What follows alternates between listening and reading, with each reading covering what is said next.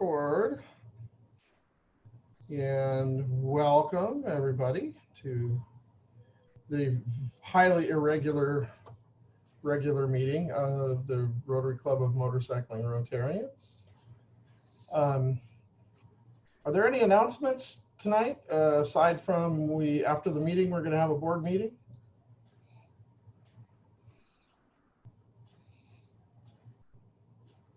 No? All right. Well, then, without further ado, I'm going to turn the meeting over to John, who is going to tell us all about the National Immunization Day in India and also his new Indian. Okay, I am going to do my best to call up. Can you see that? Yes. Yeah. All right. Well, when I see that, can you see my slideshow? No. All we can see is the picture of I think it's your desktop. Okay, let's see. I got to figure out how to do this. That's your bike now, John? Is that just a wish?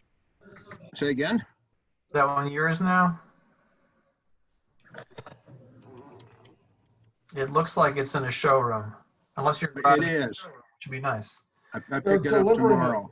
They're delivering it for him tomorrow, Scott. So No, John's going to go pick it up. Oh, okay.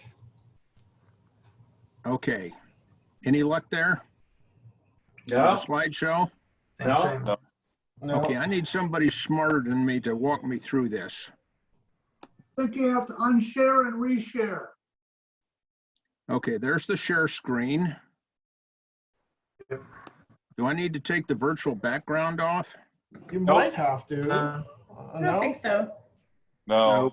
Shouldn't have to. Oh, here we go. Something's happening. Well, yeah, that's my messy room. John, Okay.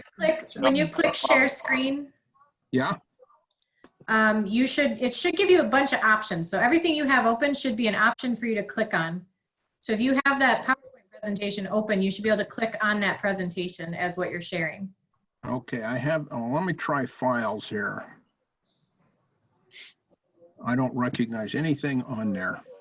Try logging into your bank account. I just made you co-host, so maybe there's a security issue. Try it now. Any luck there? Just see you. Don, how many screens do you have? How many what? How many screens are you using? I've got one right in front of me. Okay. Okay. There's me. Are you on a There's- Windows machine? Advanced sharing options.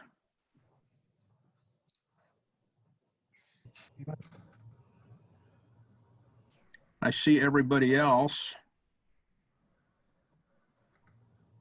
Are you on a Windows machine? I am. Do Alt Tab together and open up the windows that you have. Say, what is it? Alt who? Alt Tab. Alt All right, where the hell's the tab button there? That should open all the windows that you have open. You have to I most share. assuredly have my PowerPoint open. Oh, Okay. hold on. Let me try this.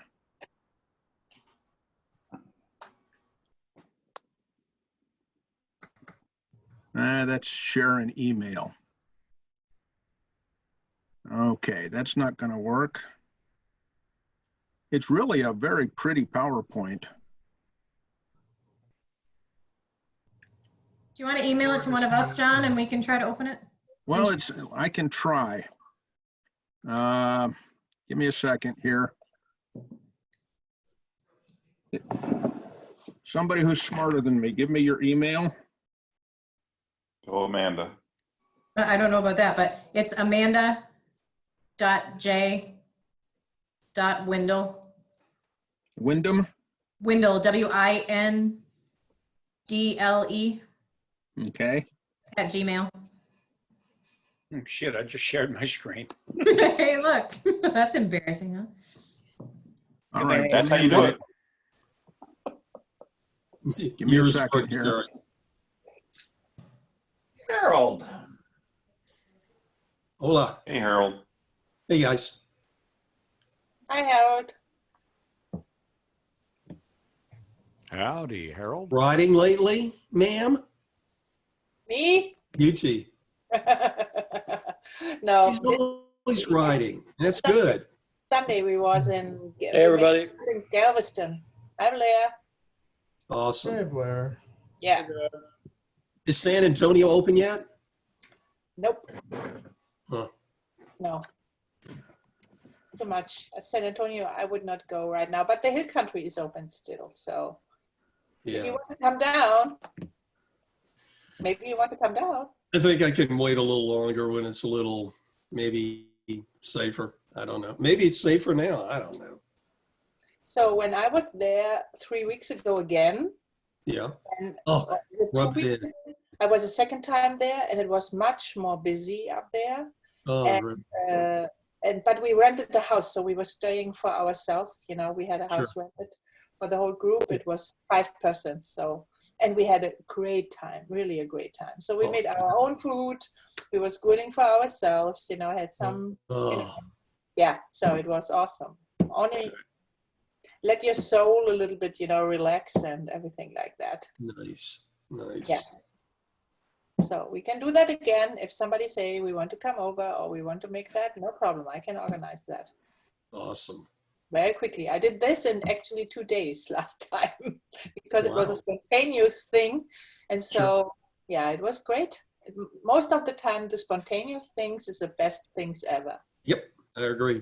Yeah, That totally. is So true. the guy says, come down. So there is no restriction when you go somewhere. It's only with the restaurants still, but they have open now in Texas, but on a, you know, on a basis, on a safe basis. So Yeah, we actually went to a Mexican restaurant yesterday and had an opportunity to sit down inside again.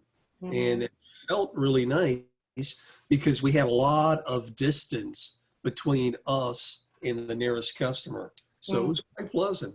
Were the servers wearing masks? What's that? Were the servers wearing masks? Yes, they most certainly were.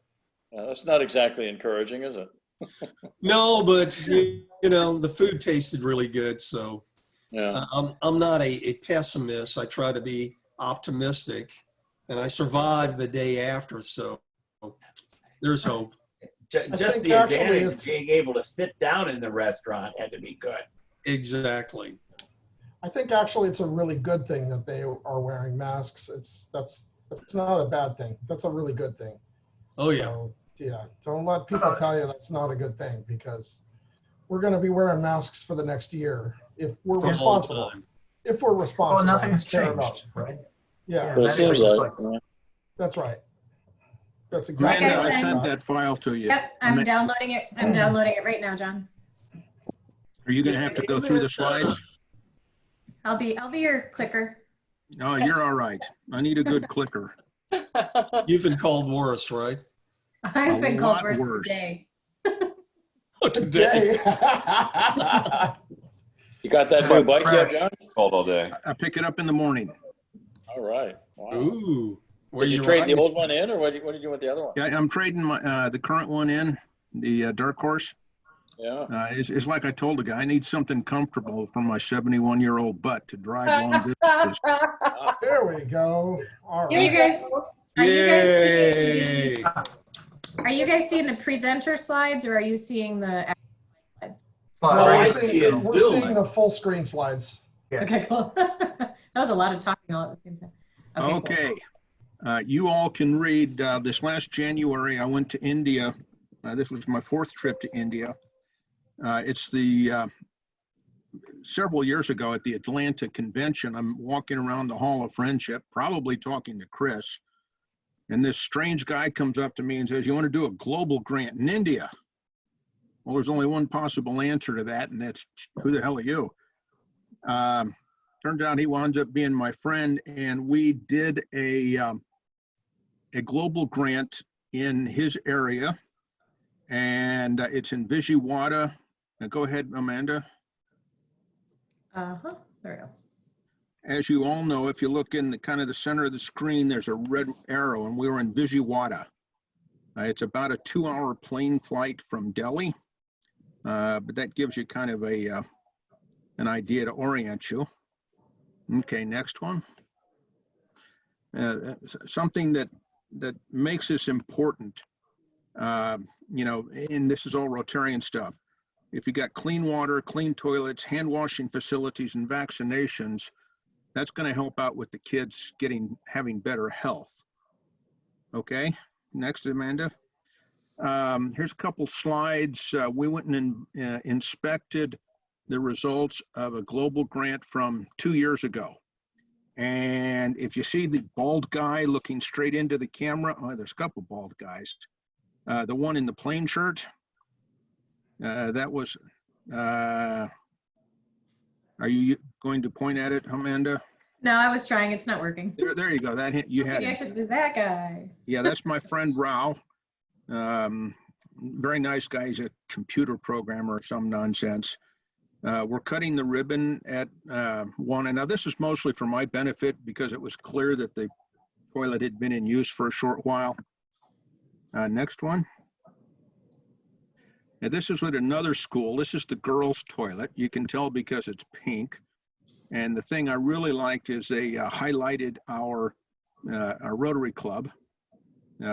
We had actually 3 or 4 clubs within the district that helped, but it was a District 7390 global grant.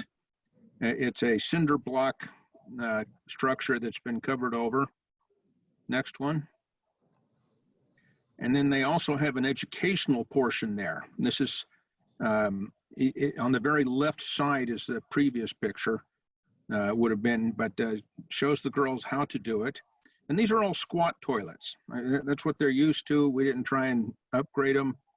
I know Walter Hughes likes to use the minimum flush toilets when he goes to Africa, but we use this. Okay, next one. Now next, after we inspected those, that took about 2 days. If you look at the green portion, it says Gunter next to Krishna. That's where Vijayawada is.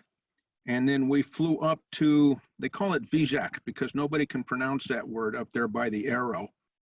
That's about a 1-hour plane ride from Vijayawada.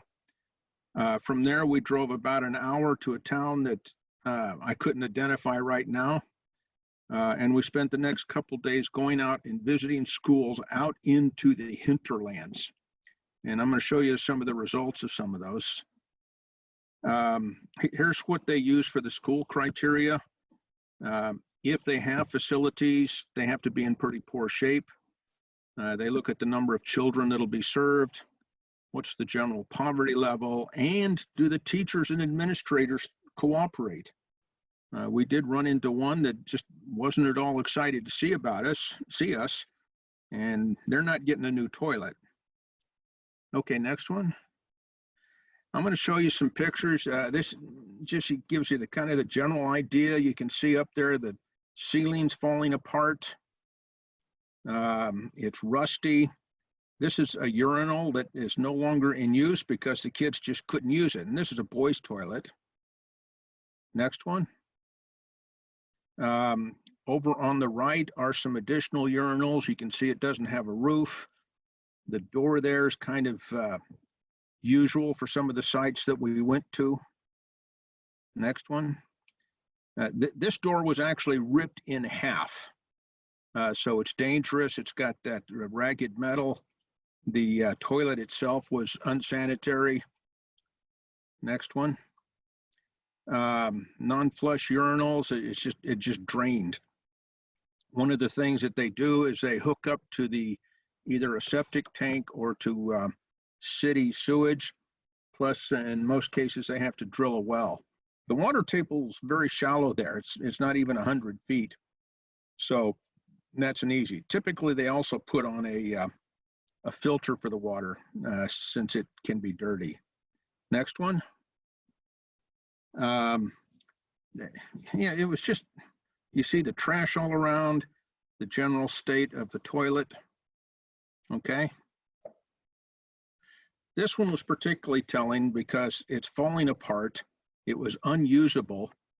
And if you look at the far right, you can actually see that's where the kids would do open defecation. And another place we went, they would go out into a farmer's field next to it. Just something you'd never, ever see in the worst areas in the US. Okay? And just to give you an idea of how poor it was, you can see that stack of blankets there. I have categorized those as cheap-ass blankets. They're very basic, they're very cheap. And we got into this school, as you can see, at dark, and there was a whole line of people waiting to get handed one of these blankets. The young lady there in the kind of the green sari is receiving the blanket. It's just, where we were was just unbelievably poor. Okay, next. These are the kids, obviously a girls' school. One of the sad things I found is every school I went to, they gave me a bouquet of flowers, and I had to leave them there. They were pretty, nice aroma, but the girls were glad to see me. I forgotten which one of these girls came up to me afterwards and pleaded with me, please get us toilets. Okay. We know that sanitary toilets and hand wash facilities reduces disease, and it keeps children, especially girls, in school. One of the things they found is that when the girls reached puberty, if they didn't have sanitary toilets and hand wash facilities, they would go home once a month. And after about the second time, they would not come back to school because the parents wanted them to work. So one of the things that happens is if they have toilets and hand wash facilities, the girls tend to stay in school beyond puberty. Okay. This is primarily meant for my club. The Visuwata Midtown has over 700 members. The first night I got there, they took me to a Rotary Means Business. There were 120 club members there. And it just shows the power of matching from the both the district and Rotary Foundation. This is a 100th anniversary project from our club, so we're going to add another project and get it up to $100,000. India's on a more strict lockdown than we are, than any of you are. They can go two places. They can go for medical care and they can go for food. Otherwise, they need to stay at home. Okay, next one. This is my personal philosophy. If we can educate one child, we can save the world. And as Rotarians, I like to think that you can do that or believe that. Next one. Now for the National Immunization Day, Amanda, if you go out to the left-hand side and you see that little bulge in the lower left-hand corner of the green, right in there. I believe that's about where the airport is, the Delhi airport. And that's where we actually stayed. And for this year, we went to Ghaziabad, which is over there where the red arrow is. And while that's not very far physically, it took us over an hour to get there. Those of you who have been to India know that the traffic is interesting. Next one. Now this is a NID team actually from 2 years ago up in Chandigarh, but it's the same people. The person on the left, I don't know, many of you in the South recognize Nancy Barbie. Next to her is that handsome fellow. And then next to me is Colleen Bonadonna. She may even be on tonight because she and her husband are bikers. You can see Vaxi, the Wonder Bear. And then those four ladies in the middle who are clearly not with us are health workers. And each town has got minimally trained health workers. Their job is to keep track of who's in their little area, who's had vaccinations, who has not, who's been born, who's died, you know, the state of health and everything. And then the woman on my right was actually my host in Chandigarh. But it's the same deal. You know, you get the very decorative yellow vest because we wouldn't want anybody to confuse us with actually being natives of India. Next one. That was funny, by the way. Now, I've been asked, how do you participate in an NID? And some of you, I'm sure, have been on them. I've heard of them, I think, in Uganda, some places in Africa, Central America. I always go to India. The best way is to contact the trip coordinator or ask a past district governor if she knows of one, or anybody who's been on an NID. And if you want to participate in a global grant, again, you can get the project coordinator, ask any PDG, DG, or anybody who's been to the International Assembly, and attend an international convention, but not this year. And then you can also go to ideas.rotary.org, although I find that most of the projects there, they're looking for money and not for workers. Next one. This will give you an idea. One of my club members says, how much does it cost? A global grant will not pay transportation cost unless you're doing a training. You know, like if you have a profession with knowledge to pass on. To go to India, the project itself costs $27.95, unless you're like me and you need a single room. And that covers basically 2 weeks of lodging, most of your meals, admission to tourist sites, like we always go to Taj Mahal, and they always rent us a bus. It does not include visas, tips for drivers and the guide, alcoholic beverages, and most important, a tip for the Cobra Charmer dude to keep the snake off me, which was an issue 2 years ago, or souvenirs. So it's going to depend on location, transportation cost, et cetera, too many variables. And I think that's my last slide. You want to give it a go there? I believe you're right, sir. Boom. Yes, it is. So if we can unshare, it's a short presentation, but I will be happy to answer any questions about my trip. So is that a trip? I missed how many times. So you did go this year. Do you go every year, John? I've been for the last 5 years. I did not go last year. I think I had some health problems. But Nancy does go every year. Nancy Barbie. We don't know the status this coming year. India has been polio free, I believe, for 7 years, and they want to keep it that way. They do find signs of the wild polio virus in the sewage, and there's a lot of open sewers, especially in the big cities. I know that Mike McGovern spends a lot of time in Pakistan and Afghanistan trying to convince the mullahs to let us immunize their kids. Those are where the major, where the reported cases of wild polio virus are. Other questions? I want to hear more about this snake issue. I don't have a picture to show. We were in, 2 years ago, we were in Jaipur, and we were getting ready to go up to the Red Fort. And in the parking lot was a Cobra Charmer. Now, if you know me, I know there's 2 kinds of snakes in the world, dead ones and cobras. And this one was both alive and definitely a cobra. And I was going to try and get closer to take a picture. And the guy charming the snake just kind of patted on the pavement next to him, said, "Come sit next to me." And I declined that opportunity because I'm a wimp. So in retrospect, I kind of suspect that the cobra had been defanged because I saw it strike at the guy a couple times and he didn't move a muscle.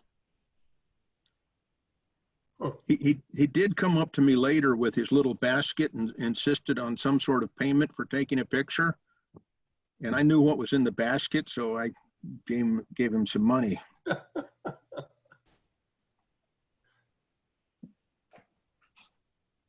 So one of the things that we did in Iraq, John, so we, we went over there with this mission to take out the army, and the army basically rolled over. So I got attached as a translator to a civil affairs group.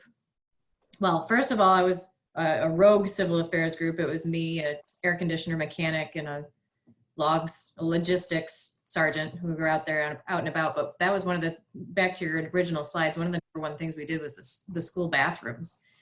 What we ran into over there is that the guys, not all of them, but some of the guys who were helping us out during the day and knew exactly when things were being installed were the same ones who were going in after hours and removing everything that we installed and selling it on the black market.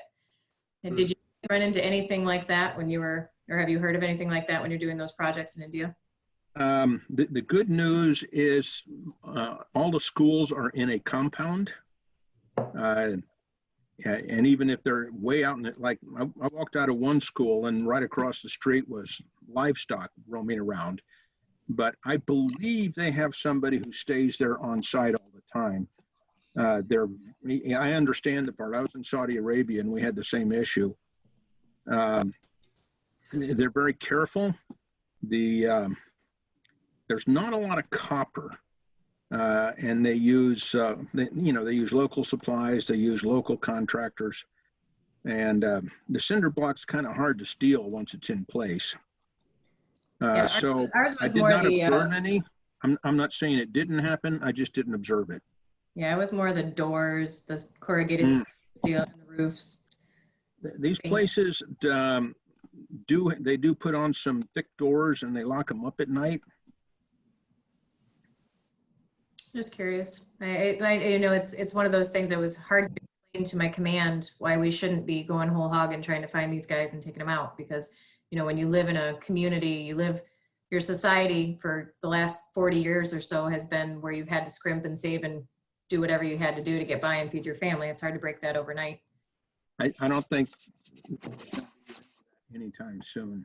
Yeah. Stopping the theft. Yeah, we also had the copper issue where people were hooking wires up to the high tension power lines and pulling them down. That was fun. Yeah. It's interesting. If you go into Old Delhi and look down the streets, it's got to be an electrician's nightmare. It's a spider web. It's worse than a division headquarters or as far as wires going everywhere. Just people tapping into what they could. Yep. Any other questions? I do love India. If you heard this similar presentation about 5 years ago, I said that I'd always wanted to go to India for 2 reasons. Number one, Indian cuisine is my favorite. And second, I had always wanted to go south of the equator. And as it turns out, there's not a single part of India that's south of the equator. So I had to go to Sao Paulo to do that. And the other thing is, it turns out that what I really like is American Indian food, because it's not quite as spicy. John, you need to come down. Come down to Leesburg, and I'll take you around. We'll take you to some authentic Indian places around here. I go to Leesburg to get to the airport. I mean, I know you do. You drive past away. my house. I know. Well, I'll be out. I've already told the guy I'm buying the bike from that I'm pretty sure that the GPS is going to malfunction tomorrow and not bring me straight home. Well, I just texted you my number. I just sent you my number in the chat. Got it. I think it's pretty awesome, to go to these countries. I know there's a lot of issues when the European goes there with the water. You have to be careful with the water. Only drink bottled water or something like that. And I think it's on one side, I think it's a very fascinating, is that the right word? And on the other thing, it's very dangerous at all as well, so it's a completely different culture. And I really pick my head up for everybody who's doing that. I would love to do, but, I never trust myself to do that. Well, for the first portion, we usually stay in like a 4 or 5 star hotel. And they even tell you, do not, even in the shower, do not open your mouth. Oh my God. The big thrill we had this last trip is the Dalai Lama was staying in the same hotel as us. Wow. That's nice, actually. I like this. Well, I got to see him. That's, I don't know if that's a thrill. It's not that, but I really like him. And I have here some friends and they have still family in India and they're going over there.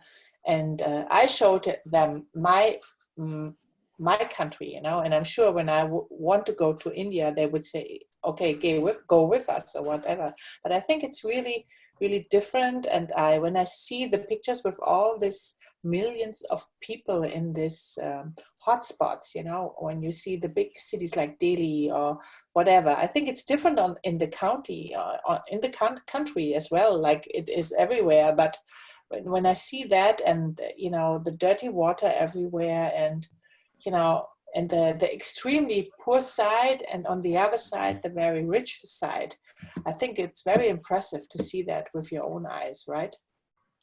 I've seen various figures, and Chris probably has a better grasp on this. I've heard up to 83% of the world does not have access to clean water. Yeah, that's about right, John. I'll also add, I had the opportunity to go on this trip with Nancy as well in 2014. And for me and Colleen, because she went with me, it was a life-changing experience. Mm-hmm. In fact, that's why I now work for Rise Against Hunger. Colleen and I were talking on our flight home about our experience in India, and we looked at each other and said, what are we doing? We're working for, public companies, we're selling widgets, or, Colleen, in her case, she's an attorney. And at the end of the day, what are we really amassing to? All we were doing was acquiring more stuff, but we weren't living our values. And so we made a commitment to each other from that point forward that we were going to get ourselves involved and engaged in organizations that were making a difference in the world. And, Rotary is absolutely one of those organizations. I'd like to believe Rise Against Hunger is one of those organizations. And I'd like to address one of your comments about, the safety in India. One of the beautiful things about going on these trips is that you are housed with Rotarians the majority of the time. And when you're not staying with Rotarians, you are staying in 4- and 5-star hotels, but you are so well taken care of and protected from any bad elements that might get to you. So it's an incredible experience. One of the advantages of being 6 foot and weighing 240 pounds is people tend to leave you alone, even if you're a wimp. So like I've gotten out and roamed around the streets by myself. I know that most of the people who travel around, once they get outside the hotel, travel in groups, which is probably the smart thing to do. You were in Chandigarh, weren't you, Chris? So we went to, we landed in Delhi, and then we went up to Dhambad. Well, let's see, we went over to Calcutta and then up to Dhambad and then back to Delhi. Two of my favorite people in the world live in Dhambad, the Gadordas. Yep. Yeah, we met some incredible people. Dhambad, one of the things that blew me away in Dhambad was the school that is run there by Rotarians. Of all the children that families have basically discarded because they had some sort of disablement, and they just couldn't function. So we went to the school and saw these children that, in one example, there was a bunch of children that were either deaf or blind, and they performed a dance, and they were every bit as good as the Rockettes. They were on time, they were in sync. It was just amazing. Is that the Devon Jodi School? Yes, thank you. I couldn't think of the name. Are incredible. Yes, that's absolutely it. They are, and such a sad situation that, again, they're basically discarded because they had some sort of a defect. And to kind of piggyback, the goal of the school is to give the kids enough skills to make it in society. They learn some very basic computer skills, living skills, etc. Plus, like he said, the dances are wonderful. John, you were talking about visiting places like the Red Fort, and I remember when I was there that Colleen Bonadonna and I actually got into a conversation with one of the polio crawlers outside who was begging, and we had a conversation with him because he was still young enough that we could have sent him back to Delhi to have the surgery done by Dr. Matthew, and he could be, much more fulfilled. And he basically, and this was about a 20-minute conversation, he basically was saying to us that we couldn't do that for him because the only skill he had was begging. And if he got his legs fixed, then he wouldn't have any way to make money. So then we talked to him about the vocational training opportunities that are available from the Rotary clubs there. And again, after about 20 minutes, we convinced him and he agreed to go. And to my knowledge, he did get the surgery and is now vocationally trained and fulfilling a role in society. So, there's a great success story. I got to tell you, Rotary in India is not like Rotary here in the United States. For all intents and purposes, Rotary in India is social services. When our district did a district-to-district global grant in Dhanbad, and the original intent was to buy 100 sewing machines and teach young girls how to use a sewing machine just to make basic items. And at the end of the training, they were given the sewing machine. And unfortunately, Dhanbad did not get 100 sewing machines. They wound up getting 300. Wow. And it was for they're in the state of Jharkhand, and they got people throughout Jharkhand. A state is are there regions equivalent to probably one of our smaller states. Wow. Other questions? But John, I can make that with the 6 foot. I can do that. So.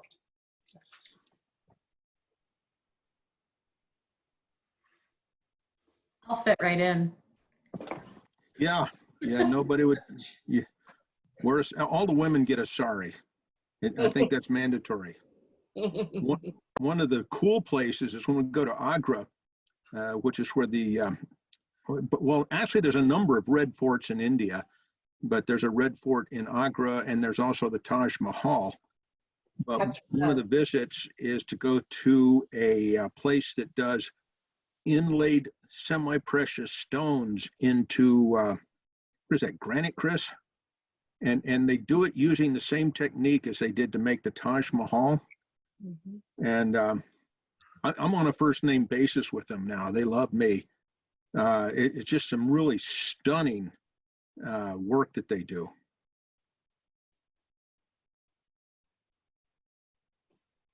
Like I said, it's a life-changing experience and not anything like what I expected when we went. So I encourage all of you to save your pennies and find an opportunity to go while Rotary is still doing these, because at some point they're not going to be doing them anymore because polio will be defeated. And just kind of a note on the cost to travel. That's Air Canada flying business class. Because I'm a big boy and I can't fit in the back of the plane. Ask me. I know what you're talking about. Aha, I win. I'm hoping you met me in person, but I'm somewhat diminutive. Stature only. I'm hoping the airlines use this time to readjust their seats and make them a little wider. What do you think? God, I wish. They do. I've made my seat a little wider during this time.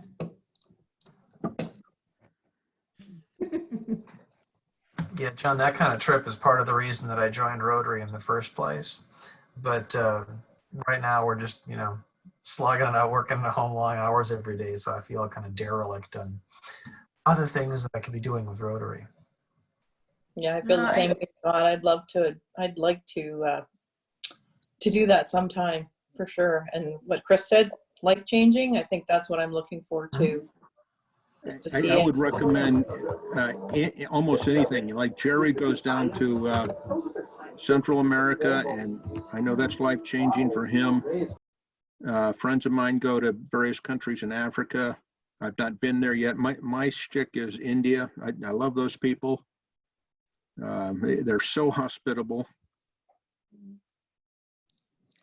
I took a similar trip to Africa right out of college for what, 3 weeks, something like that, with global volunteers out of the Twin Cities. And it really was a perspective changer. We're so spoiled here. Where you was? What was, where, in what country you was? I was in Tanzania. Tanzania, okay. Yeah, so we landed in Dar es Salaam and then went to Iringa in the center of the country, and then south from there to Pommern. It was the German name of the village. They had an African name too, which I don't remember. You'd see the kind of progression that, you know, you'd have electricity and phone service in Dar es Salaam. Now, granted, this was back in 1993, so a long time ago. It's probably changed. And then we get to Iringa, and there's no phones, but there was electricity and running water. And then you get down to Pommern, and you know, no running water, no electricity, just pretty basic. I'll tell you guys, I try to act all big and tough, and I'm not shy about telling people that I sobbed from the time that our convoy crossed the Kuwait border into Iraq until we got to our destination.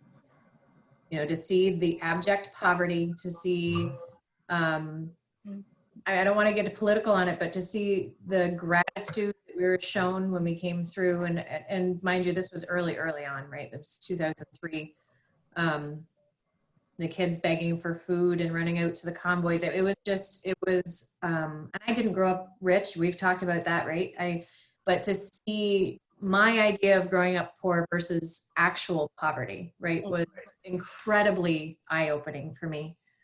And it's one of those things that I've really tried to pass on to my kids. Like I'll show them pictures, I'll explain things, but it's hard for them to see that when it's not in their faces and they're not experiencing it. You need their own experience to see that. Well, and I think that's one of the number one things, right? And one of the things that I love about Rotary is we don't just talk the talk and send money, right? You're actually technically not even allowed to just send money when you ask for a grant. You have to actually be participating in the project. And I think that's one of the things that, obviously I'm drawn to Rotary because of the leg up that I was given in life with the exchange program. But, you know, one of the reasons I stay involved and I got involved again is that I want to be involved. I want to have a tangible effect on what's happening. So high five to everybody who's out there. Yeah, I mean, if you have a roof over your head, if you ate this week, if you have shoes, you're not in that bad a shape. Yeah. But I will say, you guys, I've been doing some internal looking lately, because I was in the same boat where I was like, God, I'm not doing anything. All I'm doing is sitting at my computer all day. I'm just working. And I had to remind myself that there are 125 people who feed their kids because I sit at my computer all day, right? Every one of us who's still working is still having an impact somewhere. And for me, I'm fortunate that some of the people who work under my organization are supporting people in Guatemala and in El Salvador and in places in India. So I have to try to remind myself, and it's hard sometimes to ask yourself to pull back and look at the bigger picture, right? Because we are all right here right now. It's everything is so concentrated into our everyday because we are not getting out. So I will say that it has helped to take a step back and try to remember how I fit into the bigger picture and how we as Rotarians can fit into the bigger picture by acting locally. So that's my soapbox. I can step back off of it now.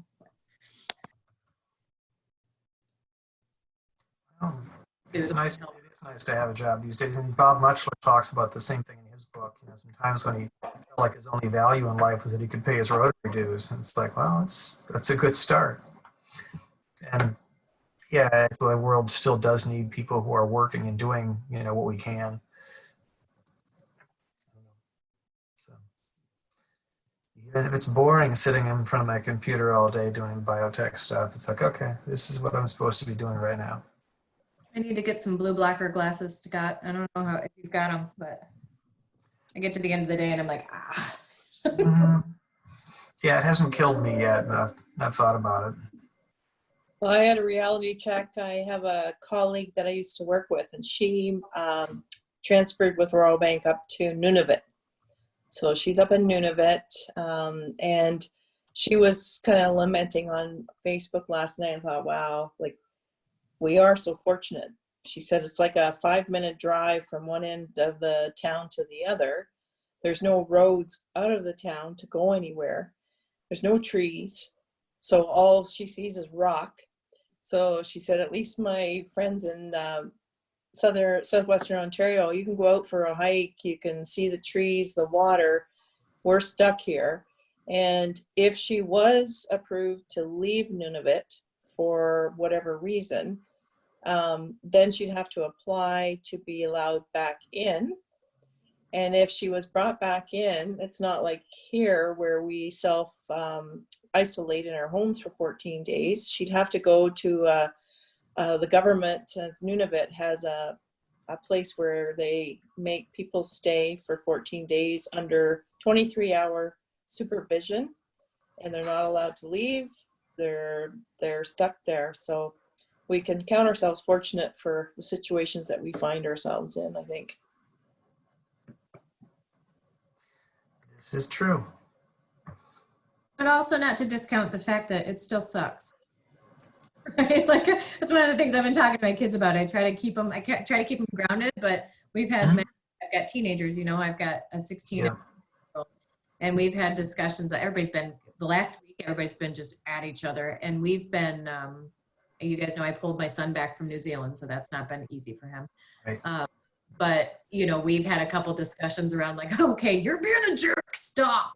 But then we have to like pull back and be like, okay, why are you being a jerk, right? So yeah, we're all dealing with stressors that we're not equipped. We're not well equipped to deal with what we're dealing with right now because it's never happened. Unless, I don't think there's anybody in the group who's 102 and went through this with the Spanish flu. So, you know, Jerry's close, but, you know, we're just not equipped for this. So it's good to not him. He's not here to defend himself. I know, that's why I said it. So, you know, it's good to have both perspectives. Yes, it could be worse, but yes, also that doesn't diminish the fact that it's still awful for a lot of people. But I think in the most of the situations is only like a panic, you know. They find out that a couple of people are very, you know, in danger, and you can make a good treatment for them. But there's a lot of people it's not affecting, and you keep everybody the same. It's only you tell everybody to stop life, and I think this is not the right reaction. You know? Well, and I think we need to remember too that a good job of social distancing is going to look like we overreacted. Yes. So, you know, there's both sides of that. Yeah, of course. In one side, you know, the people need that, and the other side not. But why I have to make like an umbrella over everybody, you know, and it's not necessary for everybody. So why I'm not looking closer and see what it's really needed, and not say, okay, everybody have to do that. It's harder in big states like Texas, where you are. It's very hard to do a statewide edict. Even Virginia has kind of broken it up. We have only the big cities, you know. It's Dallas. I'm sure, you know, John will agree to me. It's Dallas, it's San Antonio, it's Houston, but in the middle there is nothing, you know. And there's nothing there anyway. Yeah. However, I just got back from a trip to the Texas Panhandle where I did practice very safe distancing. I was doing ham radio operations at the state parks, which have just recently opened back up.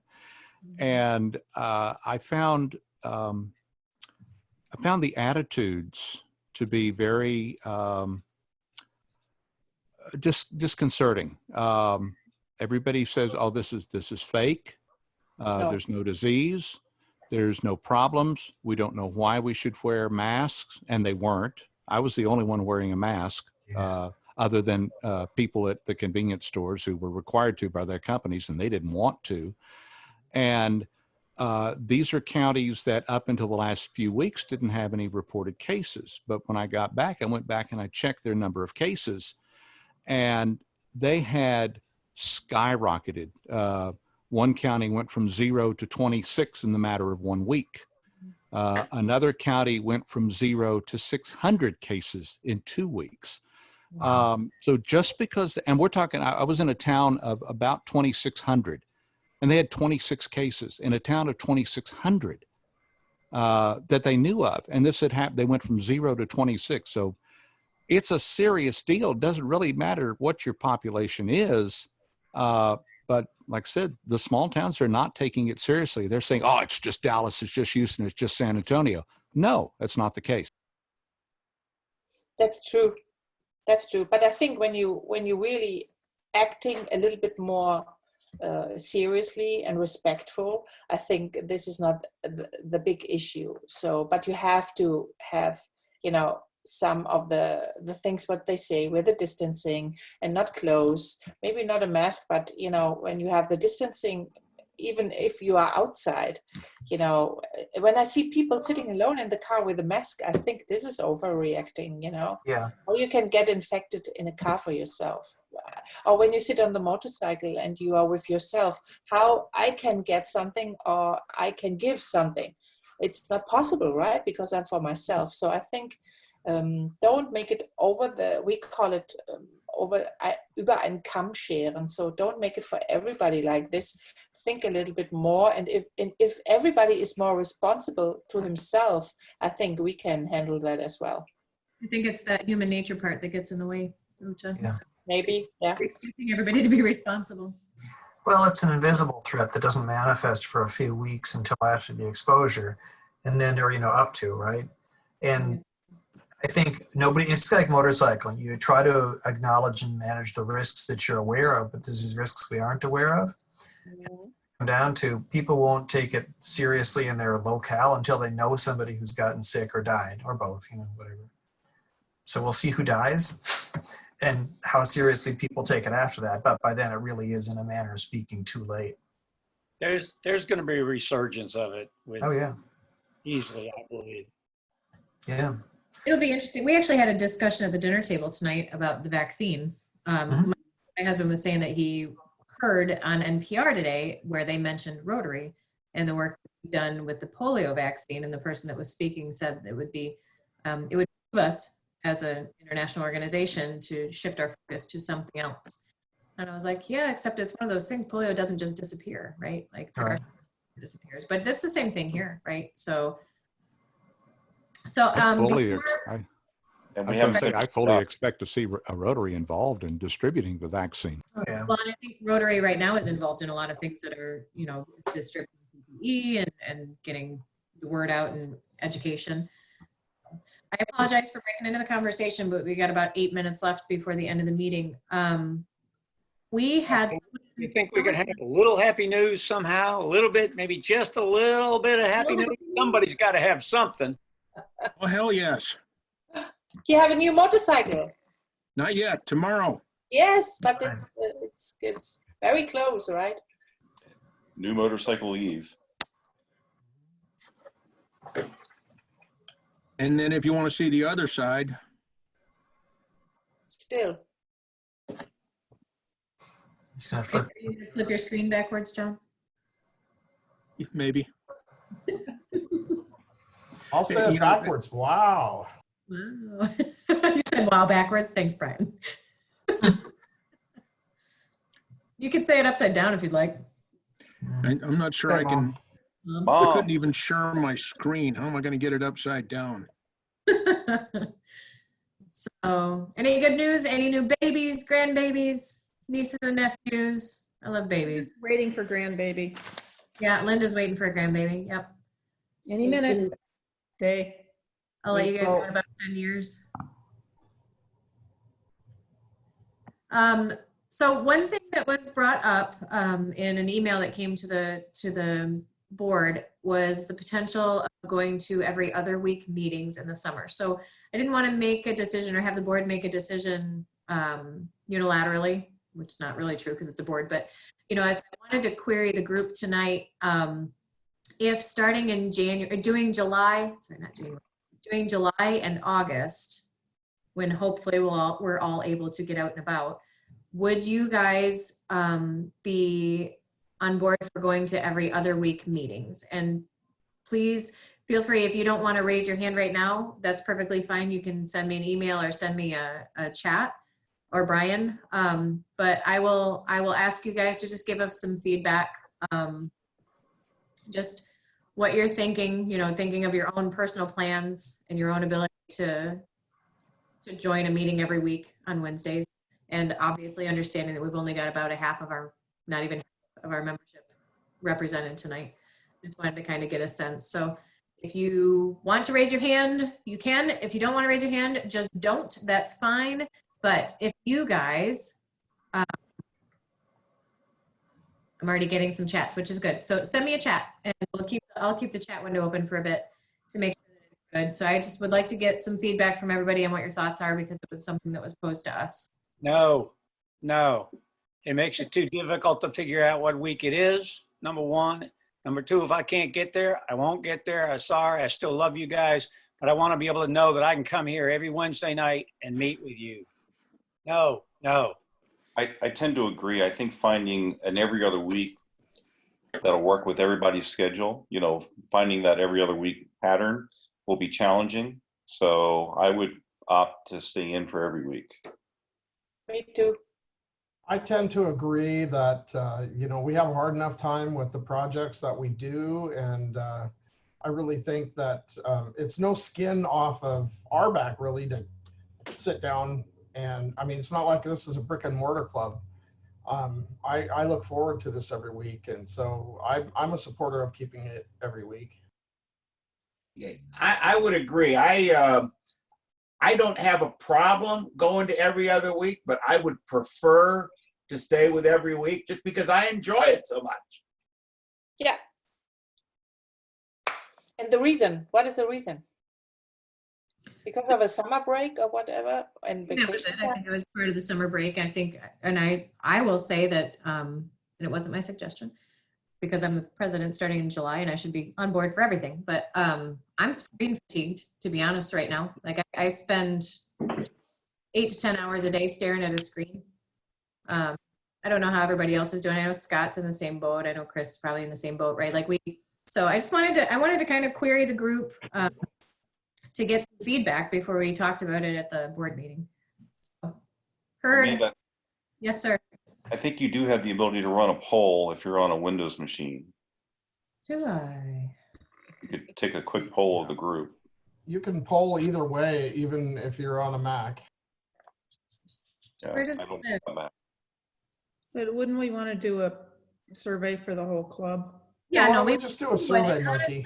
Honestly, it's just going to be a point of discussion. So I wanted to see, initially what y'all's reaction is, because this is a pretty steady group that comes. So. Well, and there's a reason for that, because we enjoy it. The other 25 people who are members of the club that show up once a quarter, I mean, they're only going to show up once a quarter anyway. Yep. All right. So everybody is heard. Thank you, guys. I appreciate your feedback. Did you really hear me though, Amanda? I mean, I did. I think you feel only like said I'm wrong about this. How do you really feel, Terry? I have a hard time I didn't pick that up. with that Southern accent. It's really hard to understand you. So, I can understand Canadian and Michigander pretty well. Southern Virginia, not so much. Even the Yoopers? Even the Yoopers. I sound like Speaking of Quinn, Can he hasn't you been- understand Texan? Speaking of Quinn, I emailed him last week. He's been tied up with renovating a house and hopes to get back to us meeting regularly in a couple of weeks. He's our designated young driver.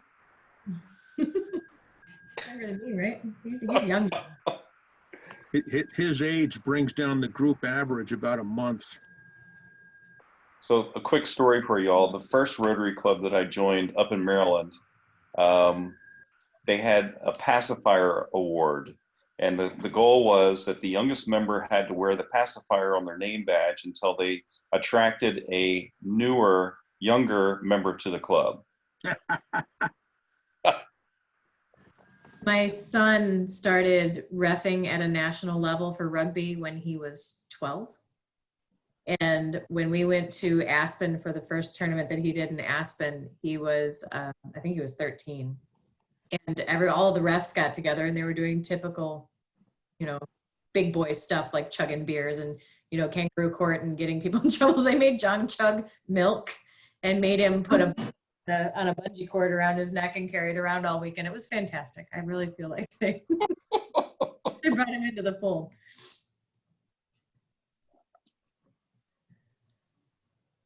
I have a silly question. Yes. Did I miss the email about who all the new board members were? Or has there been an email sent out on that? I believe there has. Glenda, that went out a couple months ago. There was an email that went out. You did, sir. You did miss the email. Ah, okay. Because I was just thinking about that. I was going, I don't know. I don't see any. I'm just looking through my emails to see if I got anything. Although, Amanda, I'm on the board. I did not see the email about the summer solstice. The summer solstice? The summer schedule. It just came out today. It was one that came out to a couple people. Gotcha. It was something that we could bring up tonight on the meeting. I just wanted to make sure that we have everybody here. Let's go ahead and query. And I will tell you guys, your votes mean nothing. I'm just kidding. Awesome. But I just wanted to get an idea because I'm still in charge. But I love that serious look. You've never been a club president before, have you? I've never been a club president of a club that can't reach out and smack me in the back of the head. You be careful. Alrighty. So that was it. That was my big thing. Yeah, that was it. Sorry, Brian, for taking over. No, that was good. I actually wanted you to deal with it because it's in your year, and I didn't. I was going to support you however it went. So as a member, I don't think it's a great idea. But if you think it's a great idea, then you're my new favorite president. So I'm totally happy to go with whatever you think. Stuck with me. You don't have to butter me up. I can't even touch you. What's the favorite job in Rotary? Immediate past president. Yeah. PDG. I actually don't agree with that, but nonetheless. PDG is the best one. Oh, that's a good one too. Yes. I actually don't agree with that one either, John. What is yours, Chris? Who is the best? For me, the best job I've had in Rotary was being district governor. The second best job I had in Rotary was being president. The third best job I had was being Rotary coordinator for the zone. Well, the great advantage of being a PDG is you are endowed with a knowledge of everything. Mm-hmm. I've heard that. I was never a district governor, so. And what are those letters written across your forehead? Is that masochist? Is that what that is? Yeah. I see. It's on my chest. No, it's so much easier when you're in charge, Brian. It's so much easier when you're making the rules. Come on now. What is with assistant governors? But Amanda, seriously, anytime you can't do a meeting, there's plenty of past districts or past presidents in here that can host a meeting. Nope, sorry, it falls on Harold. That's right. That's right. It's all you. Okay, well, we're gonna have a brief board meeting, and everybody, of course, is invited. You can stay or go, however you want. But I would like to start by closing this meeting and turning the recording off. If I can, for some reason, it's not letting me.